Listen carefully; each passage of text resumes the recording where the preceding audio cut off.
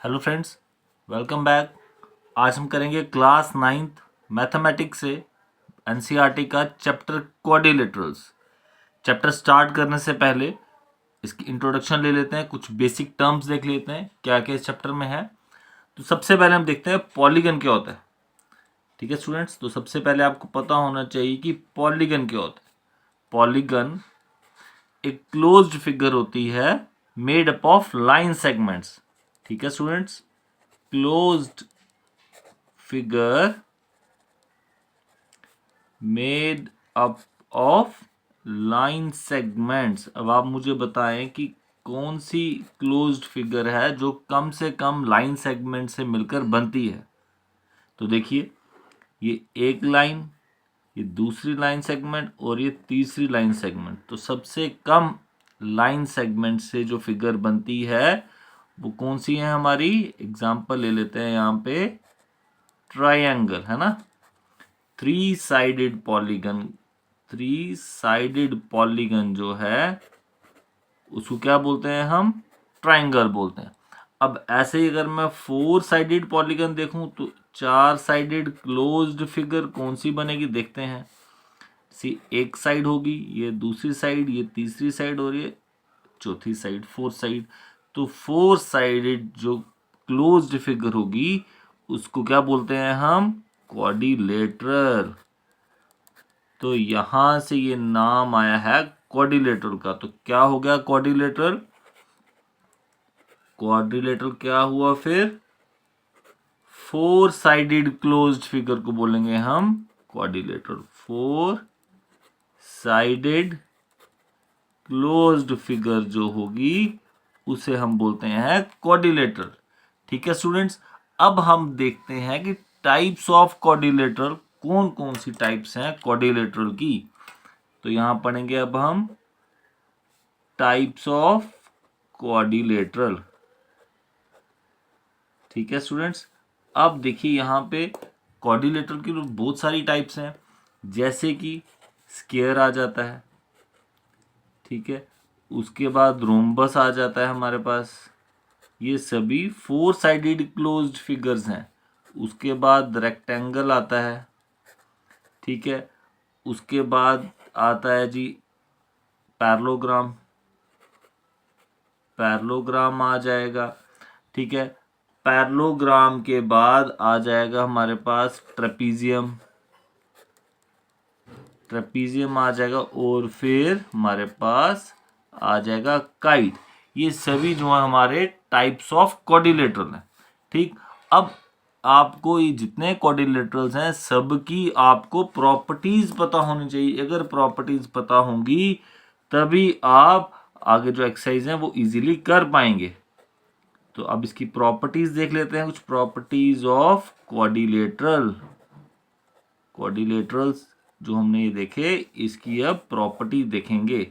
तो one by one करके करते हैं। सबसे पहले हम देखते हैं स्क्वायर। तो देखिए प्रॉपर्टीज आपको किस हिसाब से करनी है। पहले तो आपको शेप पता होनी चाहिए, शेप कैसी है। ठीक है, उसके बाद एक छोटी सी चीज याद रखो, जैसे आता है sad, SAD sad. S for side, A for angle and D stands for diagonal.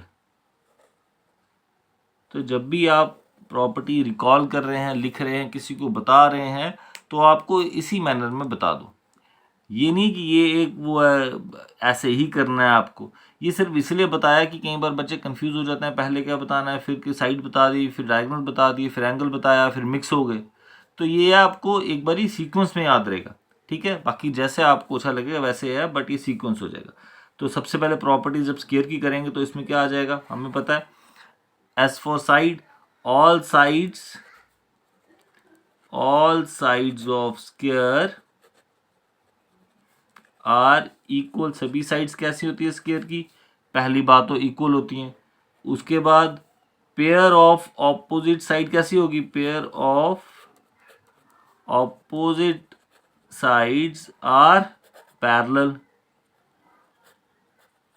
Opposite side, चारों साइड्स इक्वल भी हैं और ऑपोजिट साइड्स इसकी पैरेलल भी होती हैं। उसके बाद एंगल की बारी आई, तो एंगल कैसे होते हैं इसके, all angles are of 90 degree. जितने भी चारों एंगल्स है, चारों एंगल कैसे होंगे, 90 डिग्री के होंगे। उसके बाद डायगनल्स, इसके डायगनल्स कैसे होते हैं, इक्वल भी होते हैं।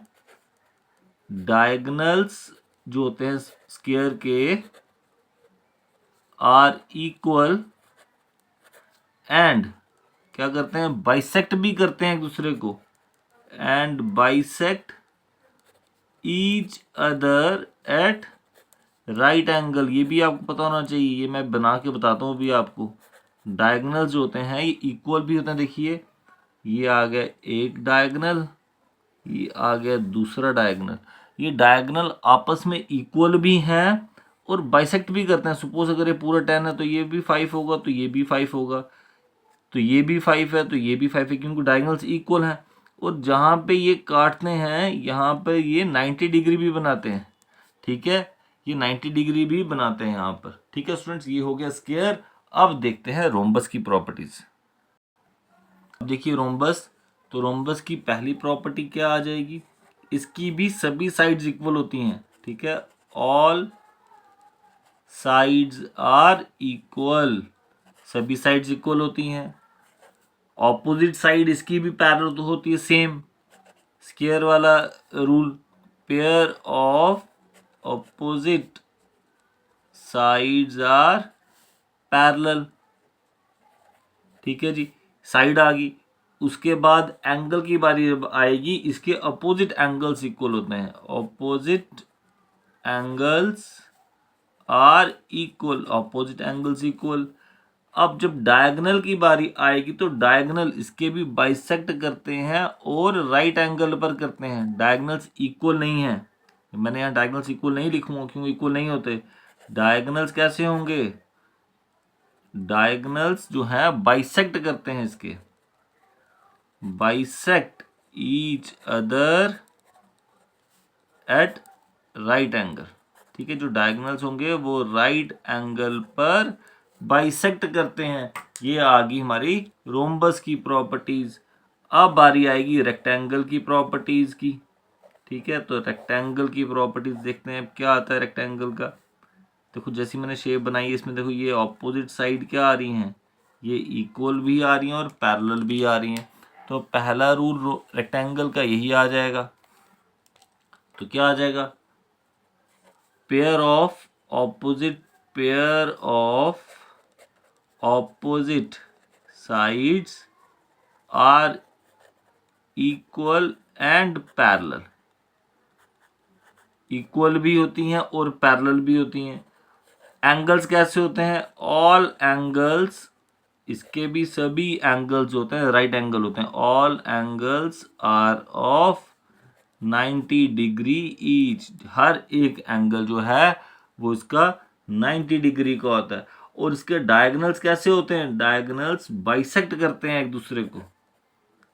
Diagonals of rectangle bisect each other, bisect करते हैं। ठीक है जी, बाइसेक्ट ईच अदर।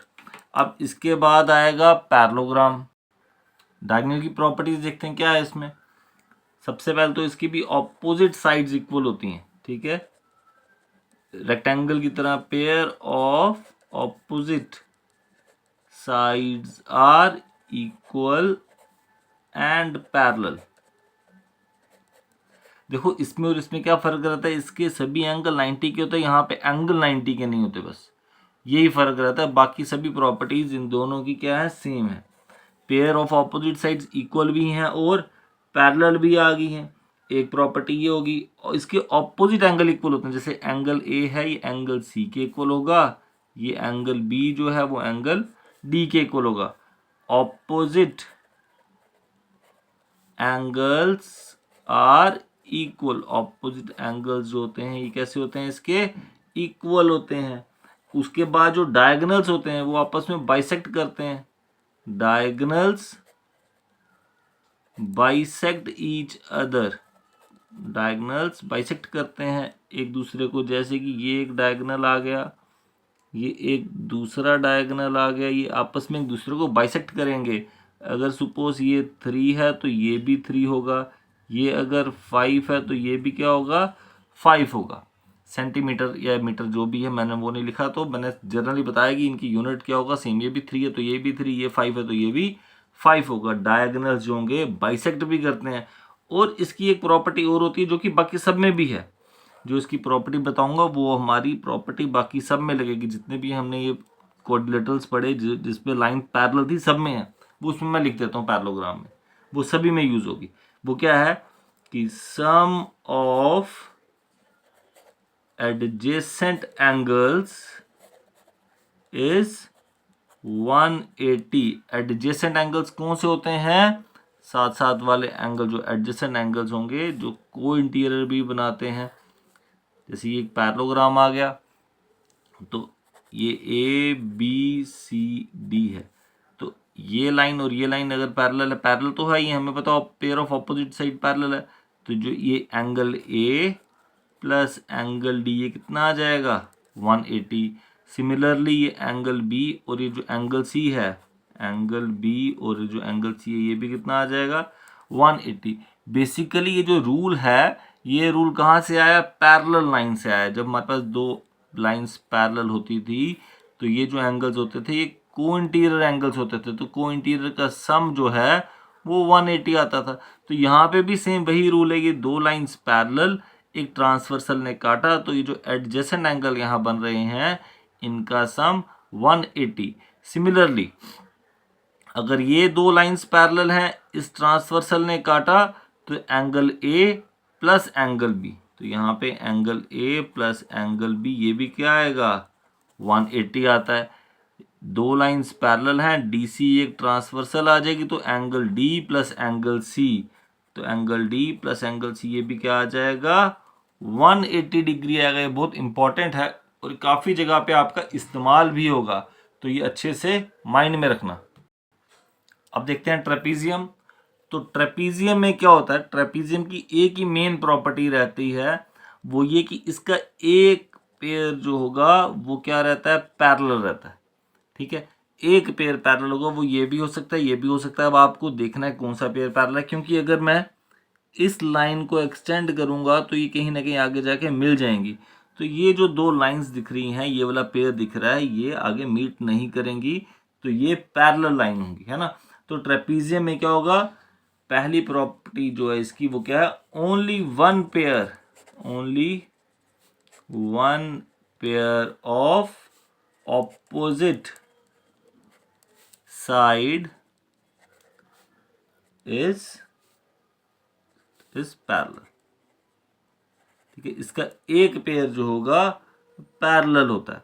और इसमें भी वही आएगा रूल, जो पेयर पैरेलल है उसमें एडजेसेंट एंगल्स का सम कितना आता है, 180। अगर सपोज यहाँ पे ये A B, if A B is parallel to C D, अगर ये ए बी और सी डी पैरेलल है, तो यहाँ पे भी क्या आएगा, angle A plus angle D 180, और ये जो एंगल बी है प्लस एंगल्स, ये भी क्या आ जाएगा, 180। क्या रीजन आ जाए आता है इसमें भी सेम पैरेललोग्राम वाला एडजेसेंट एंगल्स। ठीक है, ये रूल आ जाएगा इसमें, लेकिन ये ए और बी नहीं होगा, क्योंकि ये जो पेयर है, ये वाला पेयर ऑपोजिट साइड का, ये पैरेलल नहीं है। और इसमें एक चीज और है इंपॉर्टेंट जो आपको पता होनी चाहिए, कि अगर ये जो नॉन पैरेलल साइड है, ए डी और बी सी जो है, ये नॉन पैरेलल है ना, इफ नॉन पैरेलल साइड्स जो है अगर ये इक्वल हो जाती हैं, आर इक्वल, तो इसका नाम क्या होगा, देन इट इज कॉल्ड क्या नाम आ जाएगा इसका, आइसोसेलेस ट्रेपीजियम। आइसोसेलेस, तो इसको हम बोलते हैं उस केस में आइसोसेलेस ट्रेपीजियम। ठीक है स्टूडेंट्स, ये ट्रेपीजियम का भी हो गया। अब एक लास्ट कोऑर्डिनेटर रह गया हमारा, जिसका नाम है काइट। इसकी शेप भी देखो, काइट जैसी शेप है इसकी। ठीक है, इसकी शेप भी काइट जैसी है, ये ए बी सी डी। अब इसकी प्रॉपर्टी क्या रहती है, मेन प्रॉपर्टी इसकी ये होती है, जो इसकी एडजेसेंट साइड्स होंगी ना, जैसे ये साइड और ये साइड ये आपस में इक्वल होती हैं, ये साइड और ये साइड आपस में इक्वल होगी एक। दूसरा जो इसके डायगोनल्स होते हैं वो राइट एंगल पे इंटरसेक्ट कर रहे हैं और बाइसेक्ट करते हैं सिर्फ एक ही डायगोनल को। ये जो AC है सिर्फ इसी को ये बाइसेक्ट कर रहे होंगे। ये जो बीच में ये जो आ रहा है, बीच में अगर नाम देता हूँ O, तो ये A और OC इक्वल आएगा, B और OD इक्वल नहीं आता है। ठीक है, तो देखते हैं इसकी क्या क्या प्रॉपर्टी रहती हैं। टू पेयर, दो जो पेयर बनेंगे जो मैंने आपको बताए, two pair of adjacent sides are equal, दो पेयर जो होंगे एडजेसेंट साइड के, ये कैसे होते हैं, इसमें इक्वल होते हैं। One pair of opposite angle is equal, इसमें एक पेयर जो होगा वो ये याद रखना है आपने अच्छे से, one pair of opposite angle is equal, इसका एक पेयर जो होता है ऑपोजिट एंगल का वो कैसा रहता है, इक्वल रहता है। और जो इसके डायगोनल होते हैं, डायगोनल वन डायगोनल मैंने बताया ना आपको, ये जो डायगोनल है ये बाइसेक्ट कर रहा है इस केस में, क्योंकि ये इसकी लेंथ क्या है, ज्यादा है, लॉन्गर लेंथ है। ये वाला जो शॉर्टर लेंथ वाला डायगोनल होगा ये क्या करता है, बाइसेक्ट करता है। तो देखिए इसमें आ जाएगा वन डायगोनल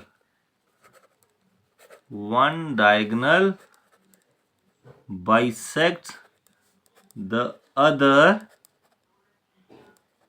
एट 90 डिग्री। ठीक है स्टूडेंट्स, ये आपको अच्छे से पता होना चाहिए। अब हमने आज के दिन इस वीडियो में हमने क्या किया है, क्वाड्रिलेटरल के बारे में पढ़ा, उस टाइप्स पढ़ी और उनकी प्रॉपर्टीज। अब आपको ये अच्छे से आनी चाहिए, अगर ये अच्छे से आएंगी तो यूनिट जो है आपकी इजीली निकल जाएगी। ठीक है स्टूडेंट्स, मिलते हैं आपसे नेक्स्ट वीडियो में नेक्स्ट क्वेश्चंस के साथ। Okay students.